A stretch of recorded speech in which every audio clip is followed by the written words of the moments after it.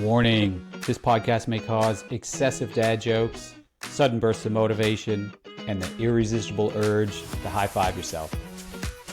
Welcome to the Daddius Project, where we help dads master the biggest and messiest project of your life, dadhood.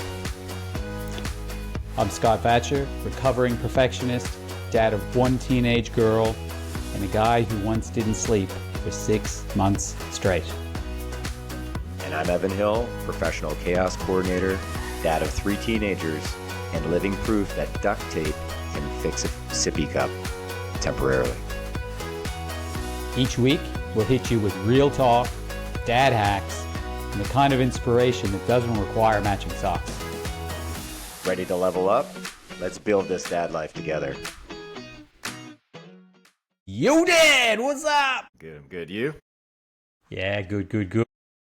It's been a while. Yep. It's been a while. Lots happened.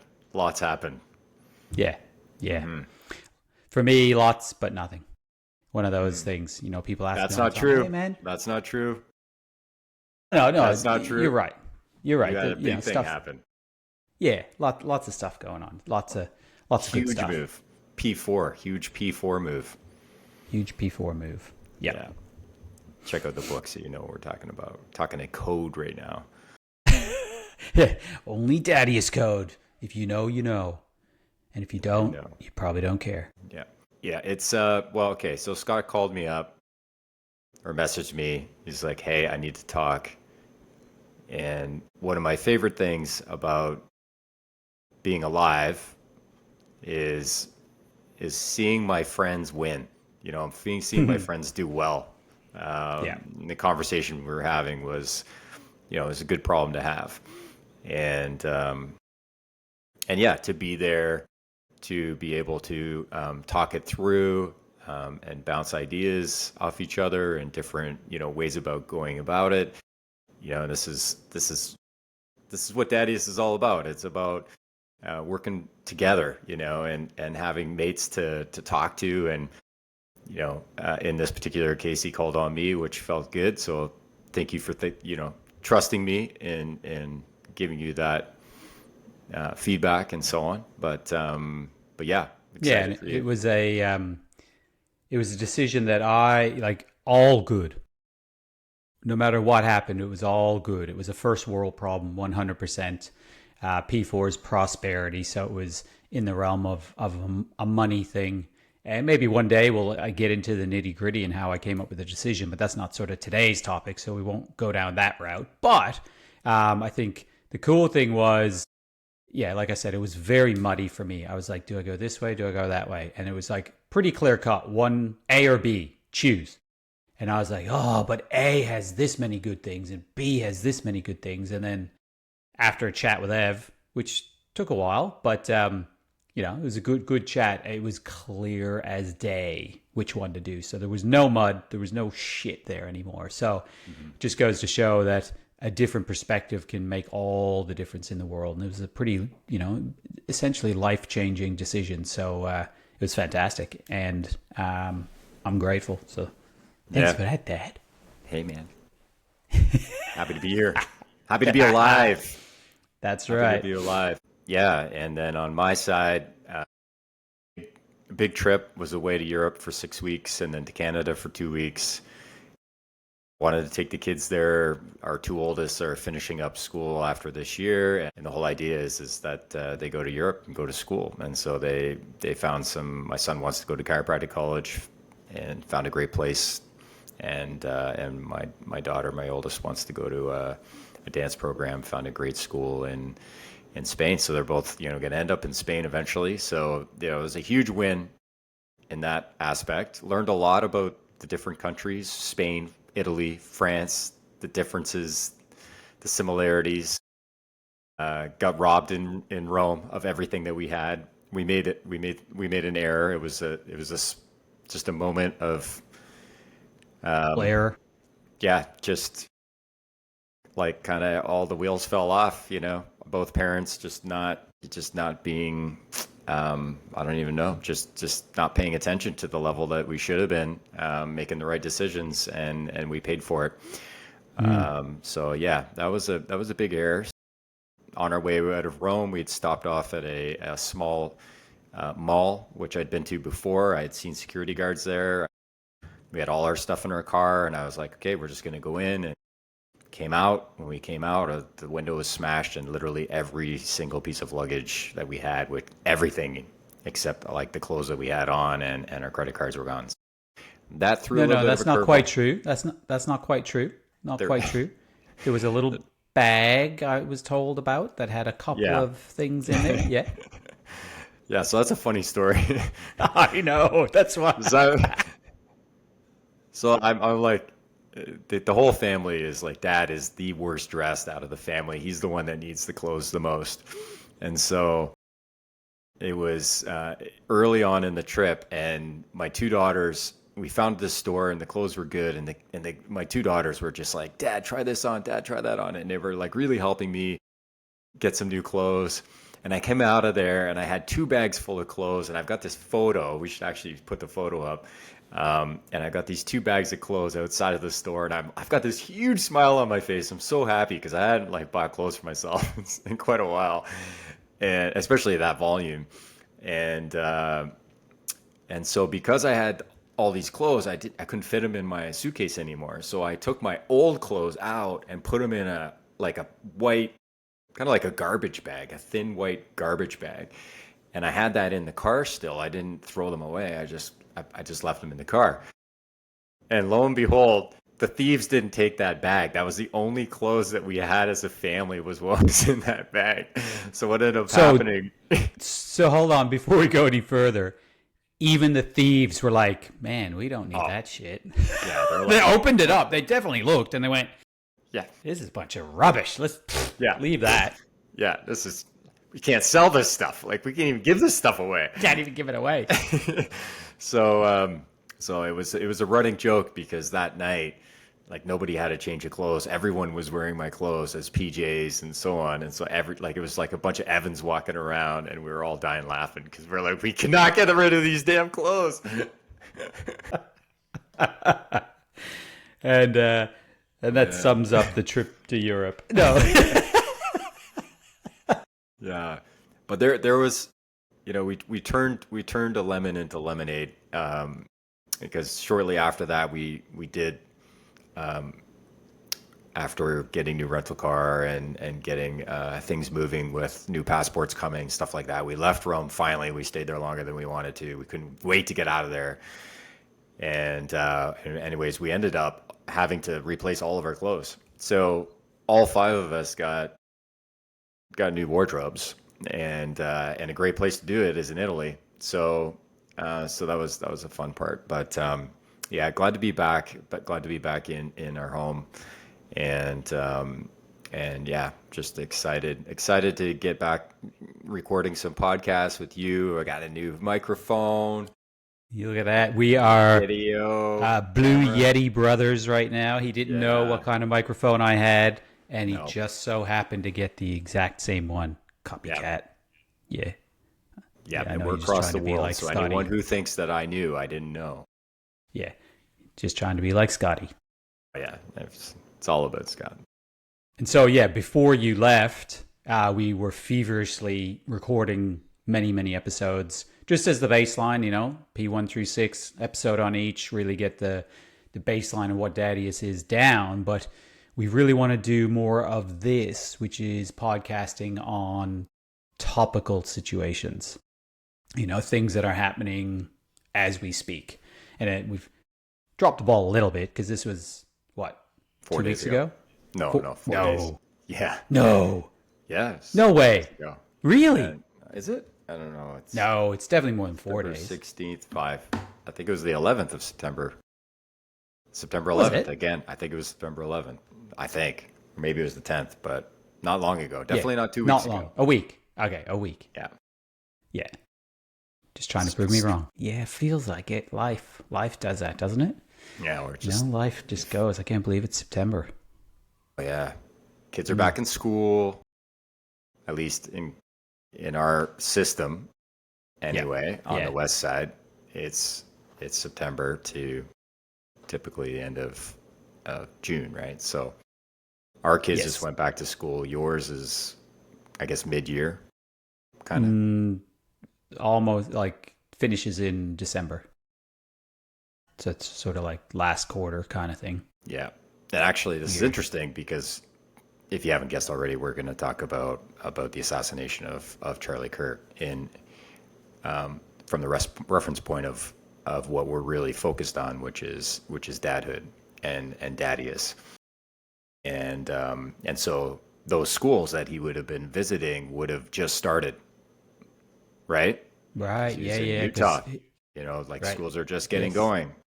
That's right. All the kids are University. coming, yeah, coming back from summer, and yeah, I mean the images look like it was summer day, and Mm. we all know what happened. We're gonna try to just talk about what we know, and Well, because there's a and lot of disclaimer, yeah, we when we were doing some research on this, hmm there's a lot of conflicting information out there. So, uh, do not quote us. Do not use us as a reference point because within 1 second to the next, things change as far as what considered to be facts, and it's just a great hmm reference or point to make that hmm when you're reading anything on the internet, cool, you got to take it with a grain of salt because I know when I know about something and I read about it, whether it's in the news, in the media, on the internet, often the case is it's wrong. There's some kind of narrative, there's some kind of spin on it.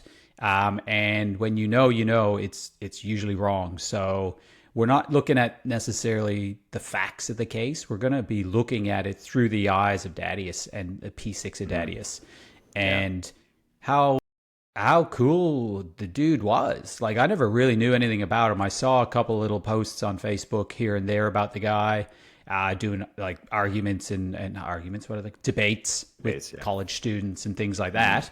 And it seemed pretty interesting. I was like, that's a cool point or whatever the case might be. And that's all I knew of him before this shooting. But of course, as something like this happens, a lot comes out about him, and the country, the world in mourning, etc. And hmm I saw in some cases again the conflicting thoughts is a lot of people were celebrating his death. People who did not see his viewpoint, and I think that's bananas. Like celebrating anyone's death is dark stuff. It really is. yeah, yeah. Well, he's got that. There's a quote. You tell a lot about a person when someone dies, or you really Mm. know somebody when someone dies. And so, yeah, and really, to talk about Charlie Kirk, who was he? Well, he was 31, and he was a dad and a husband. He had two young kids. I don't know if they were both daughters, but married at 27. So 4 years into marriage with two young kids. Obviously, his career was really driven by his passion for his commitment to faith and to God, and from him directly and watching his videos, he did say God is number one for him, and when we talk about Daddius, one of the big things that we talk about is how important dads are. And I think this is the part, and we've got some clips of Charlie Kirk speaking to audiences, and he's talking about fatherless homes. And he was up on all the stats that we have in our book about how important a father figure is in the household while the kids are growing up. And what saddens me is that that's not going to be the case for his kids. And this is the part where I'm conflicted. Because in his case, God is first, and him really, debating and talking, educating, debating these teachings of the Bible and so on. Obviously, there's people out there that didn't agree, with what he had to say, and to silence him, that's this is all, who knows why he was actually killed, but he was out there and he was debating at a school campus, and really his background was around the Bible and teaching people about those elements of the Bible, and really to help people, like his goal was really to help people and to help humanity, I think, in a whole. And the cost of that to be no longer on the planet, number one, and number two, for his family to no longer have him is just absolutely the ultimate sacrifice. Yeah, and whether or not you're religious is one thing, because I'll be the first to admit I'm not. But there's a lot of good things to be said around.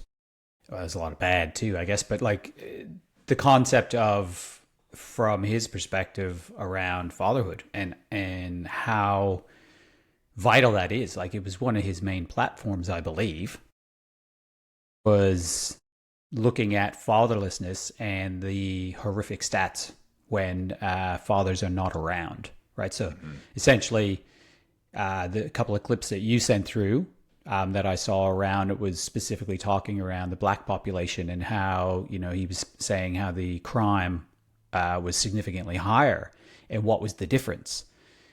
And the stats that he had, and again, I have not confirmed whether or not these are correct, but it would make sense to me because it's exactly what we talk about just from a non-white, non-black kind of scenario, just fatherlessness in general, is that when the father's not around, the kids don't do so well, particularly the sons, even more so than the daughters, struggle. There's more crime, there's more health issues, there's more obesity, there's more mental health, there's more everything in a bad way.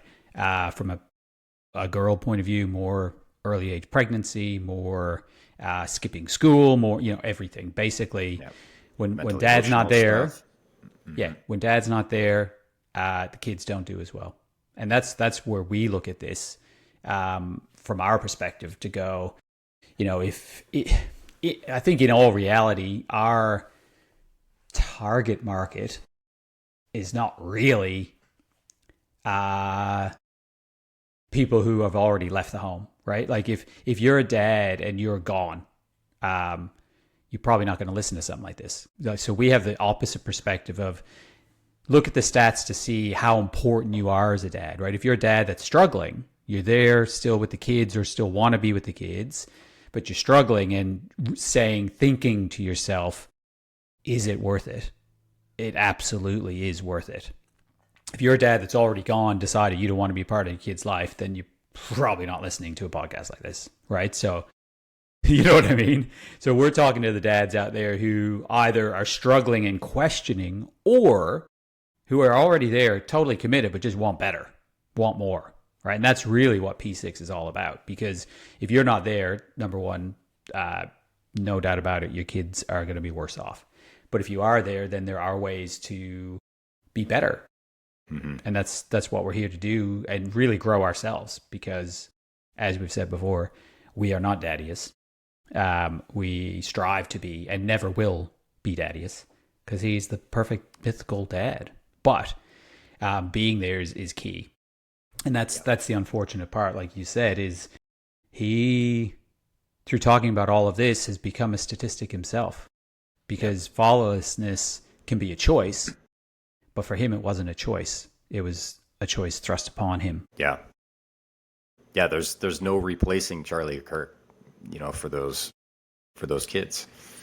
And we talk about the P6 of Daddius, and P1 is really about vision and purpose and mission and these sorts of things. And this is really the fuel that drives us. And clearly Charlie Kirk was a very driven man at the age of 31 to be like what he was doing, like RFK Jr.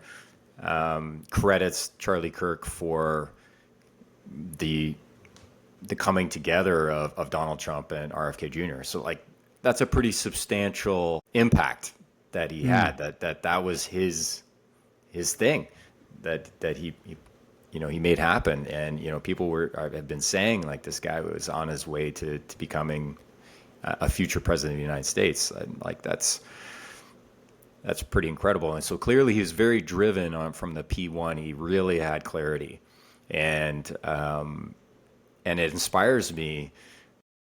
It inspires me actually to learn more. Like Scott, um, I'm not a religious person per se. Like I do believe in a higher power, and chiropractic actually really shaped a lot of my beliefs about the universe and how things work. Let's put it that way. There's a very strong philosophical element, and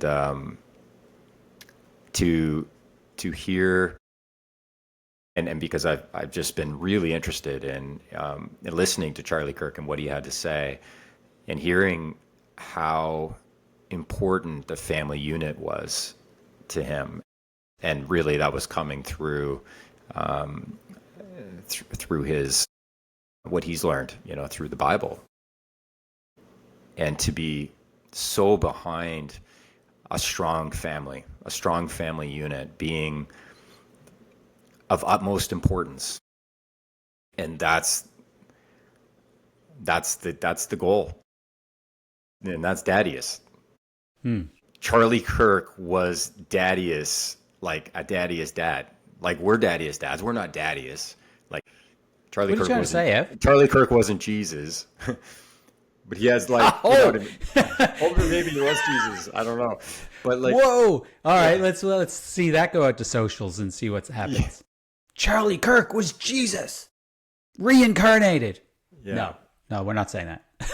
But he held this. He held the principles, and so. But at the same time, he was holding. I'm watching him and listening to him. I'm like, holy geez! Like he is.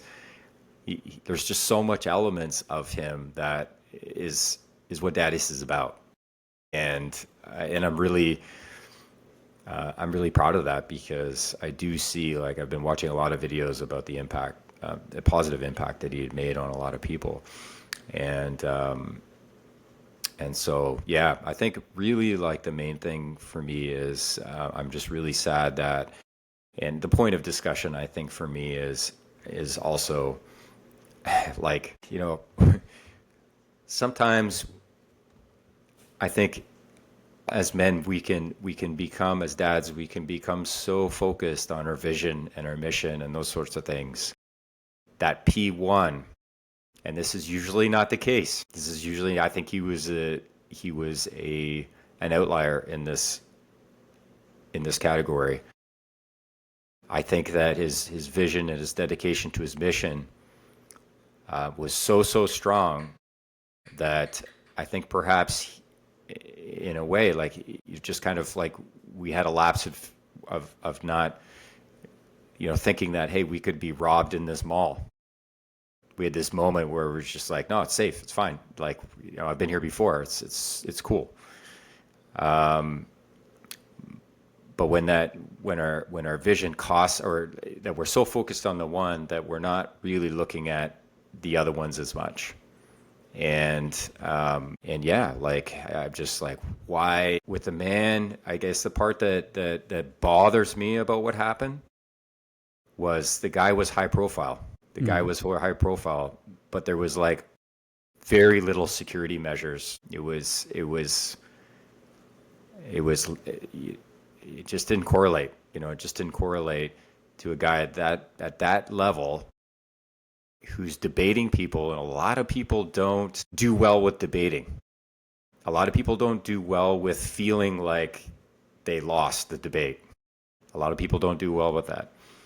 Well, he was very polarizing. We'll say that, right? Whether or not you agree, well, I think it was one or the other. Like, you either loved what he said or hated what he said. I don't think there were many people in the middle, right? So yeah, very polarizing. So therefore creating a lot of, I don't know what you might want to call devoted followers, or like people who just loved what he said and would like little Charlie, I don't know, like, you know what I'm trying to say, like people who really sit on every word he says and can't wait to hear the next thing. But then there's the opposite of that, who cannot wait to jump on top. And most of his debates seem to be like gathered a lot of people who were anti what he said. Mm-hmm. I think it's important that, to separate. And, we get into this, if we take a step back and look at the broader picture of social media right now, and what happens is, if you disagree with somebody's opinion, then it gets blown out of proportion. And like, I hate the guy. I hate him because he has a differing opinion than me. That is bananas in my book. I disagree with a lot of stuff people say, but I can honestly say there's nobody that I hate. Right? We're all humans. We're all doing our own things. We're all struggling with certain things. And if I have a argument with you about something, it might get heated. I can get heated. I remember sitting around a campfire with a bunch of mates and talking about stuff, and it gets heated, and it might seem like I'm pretty upset, but it's just debate. And then hug it out afterwards, man. Hug it out. Yeah. So for somebody to take that perspective enough to and dude who killed him. Let's talk about that a little bit. And that whole idea. And again, our facts could be dead wrong. I don't know, but let's just talk about what we think we know. Yeah. And that is like, guy who killed him is like 22 years old. 22.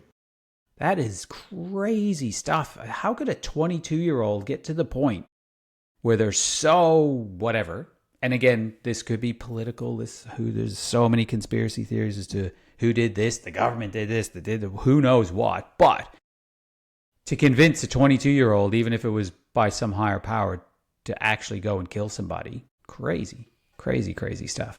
Well, I think getting into that a little bit, the impact on that family. I mean, what we're being told is that it's a 22-year-old, and who knows? Who knows if it's actually him? Who knows if his dad actually turned him in?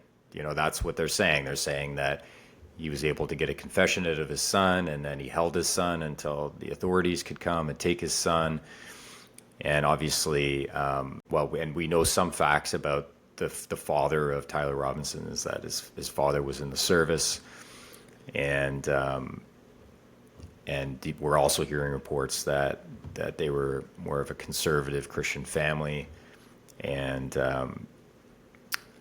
what have you. But I mean, let's just take a moment and imagine, as a dad, how you would feel if you think that was your son in what the FBI released as the main suspect, and you look at it and you're like, oh my God, that's my son.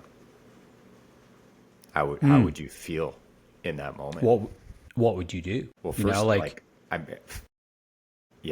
let's start with how would you feel? Yeah. Okay. Yeah. It's such an interesting one. Like, you would have a better perspective than me because I don't have a son. I have a daughter, but I don't have a son. So I know that, I mean, we talk about it all the time. It seems as though the male population growing up right now is struggling significantly more than the female population. And whether it's be blessed or whatever the case might be, our raising of our daughter has been really, really brilliant. Of course it has its challenges, but I haven't had any significant challenges. So I'm very blessed in that case. But I would have to think that there would have been some kind of signs from that son, quote unquote, being radicalized or whatever the case might be, to give some indication that dude wasn't right. There has to be some kind of mental health issues going on to the point where you murder somebody. Like, obviously that's it. And if it's a rage situation, like something just gets out of hand, but obviously this would have been significantly planned, right? Like, difference between like a manslaughter and a first degree type of thing, like very, very planned, very, very thought out. So this wasn't just a thing of rage or there's a word I can't remember. Is it rage? Is it when you murder somebody in a fit of rage. Is there another word? Cold blood. Can you think of? No. Yeah, I Passion. can't think of it. Like a crime of passion. Like that's different. Like your lizard brain might jump out and like something happens and you're, oh my shit, how did that happen? But this was very, very thought out. So for him to do that, there must have been signs that things weren't right. Yeah. But like getting back to like, imagine you had I totally got off topic there. Totally. How would you feel? Like, how would I be feel through your mind? Yeah. A whole lot of disbelief, I think, would be number one. That couldn't have been right. Although all signs point to it. No, that couldn't have been. And then are you saying that he confronted the son and they talked about it and he confessed? That's what we're being told. Who knows? That's what, yeah. Yeah. You sound like a reporter. Yeah. And as of this moment, and what we're being told is...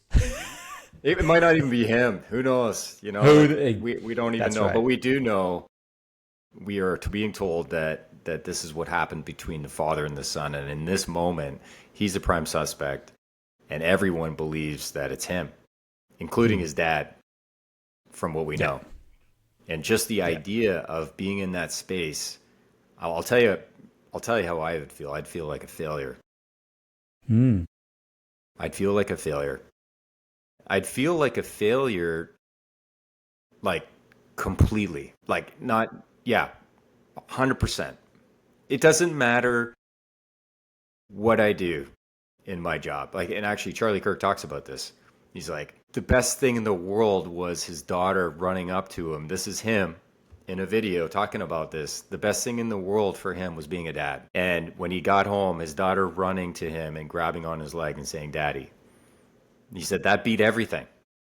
That beat everything. It beat, like, being in the same room with the President of the United States. It beat all of the things that, all the followers, all that stuff. That was his number one. And I, again, he's like, the way he speaks, he's a daddy's dad. This is how I think. I think about the legacy. I think about my kids and like helping them be ready for this world, as best as I can, give them what I can. And I could not imagine what that must have felt like for that dad. And I know for myself, I'd feel like a complete and utter failure if that happened. And yeah, I would definitely be going back into to thinking about, what did I miss? But I think this is a huge wake-up call. Huge wake-up call. Because, I mean, from all reports, this was Tyler was, like, there was a video of him reading out that he got a $32,000, I think it was $32,000 scholarship at Utah University because he was so good at school.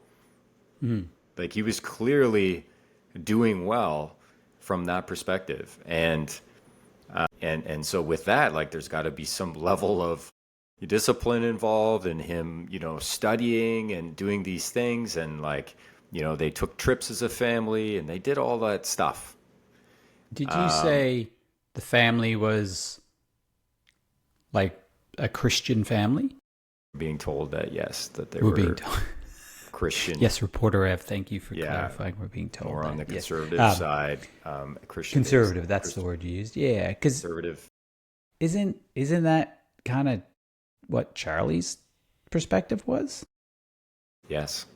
Yeah. So that's a very interesting point. Like, if anything, I would have thought it would have been whatever term you would use for the opposite perspective of that. Would be the person. Yeah. It's a very, And it's kind of like just to give you an example, that age can be, a time where there's a lot of new influences coming in, right? They're going, they're not spending so much time at home, and mom and dad are, it's 22 years old. like you've been on, hopefully at that point, you've been out of the house, you've been on your own for a little while, like that, maybe that's changing now. Kids are staying at home longer. but like there's the formulation and new ideas, and we're assimilating new information that has nothing to do with what we're getting from home. I remember it was like 26. I think it was 26. My wife and I watched a video, and it was really pro vegan. And we watched we watched this video, and after it was done, it was so convincing. We looked at each other and we're like, we're doing this. One video, one movie, one Yeah. movie. Yeah. And it was like we're looking at each, and it was like we're impacted by that. And then we started this process, and we did our thing, and so we'd be going to family dinners and all this stuff, and people would be like, okay, what can you eat? And we tell them this and that, and and then we're talking about this lifestyle with our family, and none of them are doing it, just us. Okay. And so there's this like they must have been having this experience, like, okay, like they're going through this thing in their lives, they learned about this, and they're just like, They're in a phase. yeah, they're and they weren't, like, they were subtly being like, I had started to having health problems, and I was losing a lot of weight, and so was my wife. This things started happening, and it got to the point where they were becoming concerned, and I could see it being like this in a lot of families, that the kids are going into their room and they're just plugging in to like Reddit or YouTube and just watching the wrong stuff and being influenced by the wrong people. And then the parents are at the dinner table and they're like, oh, okay, like they're saying this and that, and like and probably just thinking, okay, it's going to be a phase. Like, he's 22, he's going to grow out of that. He's not going to be like, it's like what Charlie Kirk says at a university campus is not the end of the world. Like, it's like, let's just dumb it down a little bit. Like, us being vegan and whether someone else eats meat is not that important when you really think about it, right? Like, let's be real. Like, what was important to Charlie Kirk was being a dad, and if, like, whatever direction that Tyler Robinson was going to take, like, maybe eventually he ends up, like, of course, now we're learning that potentially he was dating another guy, like, who knows, that was transitioning to a girl, who knows. But let's just make up this story that in 3 years from now, he meets this girl because he finishes university, he ends up getting this job, and he still, like, really doesn't like Charlie Kirk, just really doesn't like Charlie Kirk, but he falls in love. Chemistry just happens. You find somebody, and all of a sudden you fall in love, and it's like, and then you become a dad, and then it's like, oh, Oh, that's what he was talking about. whoa, wait a second. Yeah. That what? Like, what the? I've heard this before. What was I like? That it's like everything. It's almost like everything else just falls away, and it's like, now I'll go to the ends of the earth for someone else, and to make sure that I've got food on the table and I've got a roof over their head. And there's this, like, going from a boy to a man in a moment. It's just, it's like, like, it's, oh my God, this is so amazing. And then, like, holy shit, like, I've seen videos of couples, and they're getting the ultrasound, and they find out they have triplets. And it's like, you see the guy's just like, oh my God. Like, you can see he's terrified. He's terrified. When those babies come out, it's like, life starts. Like, real life starts. And so it's just to see, and just to see this happen to in this family, to go through that, Tyler Robinson's family, to see probably some signs. Probably there's some signs along the way that things were off, things were different. He was obviously had different viewpoints now and was apparently discussing these at dinner time and so on. And I'm sure this happens in a lot of families at dinner time, where you start realizing, okay, like they're being influenced, and they've got different, they're saying different things, they've got different ideas, and it's like, okay, that's what the dinner table's for, is to like assimilate and to get to know like what's going on, what are they thinking, these sorts of things. But to get to that point where he made that move, and Tyler made that move potentially, if he did pull the trigger, like that is so on a whole nother level. And I would be looking at that being like, I should have had some conversations, like are you doing all right? Are you good? Type conversation. Like, it doesn't take that much. Like, just checking in and making sure, like, hey, are you good? I'm here for you. These sorts of things, whether you're suspecting something drastic or not. It doesn't matter. This is what we need to be doing as a dad, is checking in and just seeing, like, are you good? And looking them in the eye and just waiting for their response. And hey, just let you know, like, I'm here to chat anytime. I'm here for you. I'm totally here for you. I've been talking a long time, man. No, that's good. Maybe a good way to kind of just sum it up, clue it up, is that's the so unfortunate thing, that it could be a missed dinner conversation, or it could be an argument that never got resolved. It could be any number of things. And again, we're just speculating, but you take a step back, and it's now that Charlie doesn't have a chance to do that with his daughters. If it's daughters, daughter, son, kids, 2 kids, whatever they are. I know there's 1 daughter. I don't know if there's daughter and son or whatever. But because of these potential missed conversations or whatever the case might be, now he doesn't have a chance to do that with his kids. And that's very unfortunate. Yeah. And I think that's, a good way to end it, dads, is, do you need to have a conversation with your kids? Mm-hmm. Are there things being left out there? And it's, nothing's permanent. Well, there are permanent things. Unfortunately, Charlie's death is permanent. But there's nothing we can't address with our kids, that is going to be, what am I trying to say? It's a continuum. Our relationship with our kids is constantly evolving.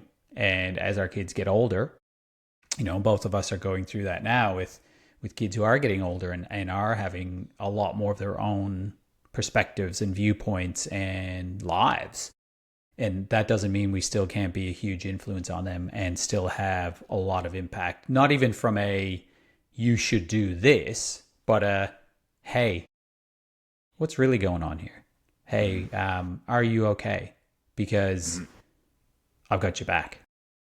And I always will. Yeah. Yeah. Yeah, it's one of the statements I use often, because I'm in that stage. I've got an 18-year-old daughter and I got a 17-year-old son, and I'm blessed that my son and my daughter, they both come to me and talk to me about like what's going on, and my son will just start talking to me about situations happening. With girls and that sort of thing with school, and I'm not going to give any details, but he just, he'll share like, what's going on, and then it's asking them questions, like listening to what they're saying and then being like, yeah, tell me more about that, or like, what do you mean by that? Because that gets you in further. It's not like they say something and then you're supposed to come back with this like home run response that's going to fix everything.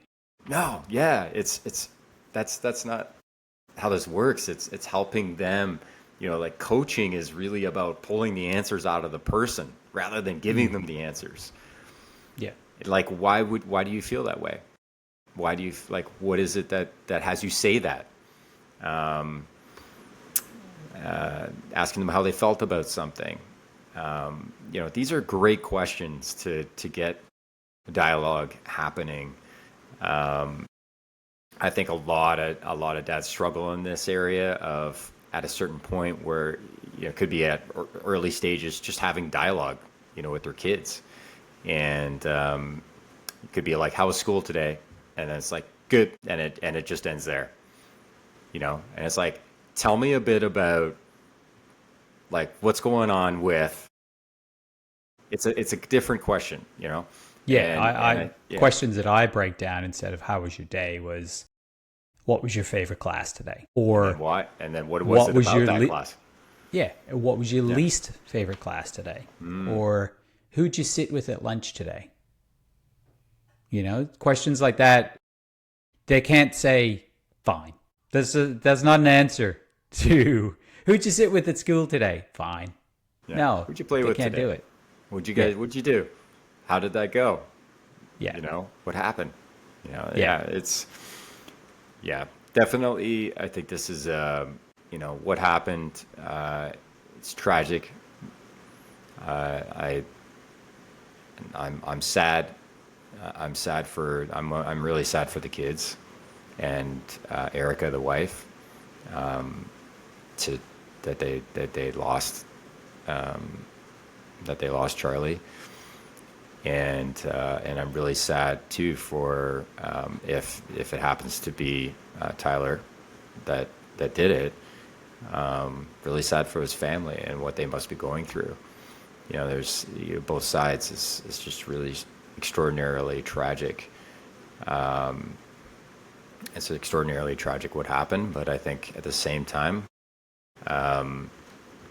there's also some things that I'm taking away from this that I know for myself. Like, I want to, it actually gives me more fuel for what we're doing in knowing that like somebody who was really impacting people, a lot of people were being impacted in a positive way around that conversation of fatherhood by Charlie, and that's something that I wanted to to continue with. Obviously through Daddius, we were doing it already. We've got the book out, and it's just like, wow, yeah, this is definitely absolutely so important, and looking at how critically important it is during those years that somebody can be really influenced in the wrong direction, and that we're still needed. We're still needed through those times. Dads who think like, oh, the kid's out of the house, 18 years old, boom, done. We're done. Like, don't think so. When you look at, I don't, definitely not the case. You're dad forever. You're a dad forever. And even after you die, and that's the thing with Charlie Kirk, like, although he won't be there, like, I think that it's the benefit with him speaking so much on podcasts and so on is that those kids are going to really know what he was about. And that's a beautiful thing, that they're going to really know what he believed. Losing my dad at a young age, I didn't really know, sadly, what he believed. I saw how he behaved, but I didn't know really what was in there. I didn't really know what was in there. So it's pretty cool that those kids will have that. So that's a blessing that they have out of all of it. So that's all I got to say. That's it for this episode. Scott, any final words? Back to one of our biggest missions with Daddius is, Dad, sometimes you don't realize how important you are. Just keep going. That's another episode in the books, dads. Remember, Rome wasn't built in a day, and neither was dadhood. True story. For more tools to build your best dad life, grab our book, The Daddius Project, or join us at daddius.com. And hey, if you learned one thing today, you're already winning. Even if that one thing was never trust a 3-year-old with glitter. Words to live by.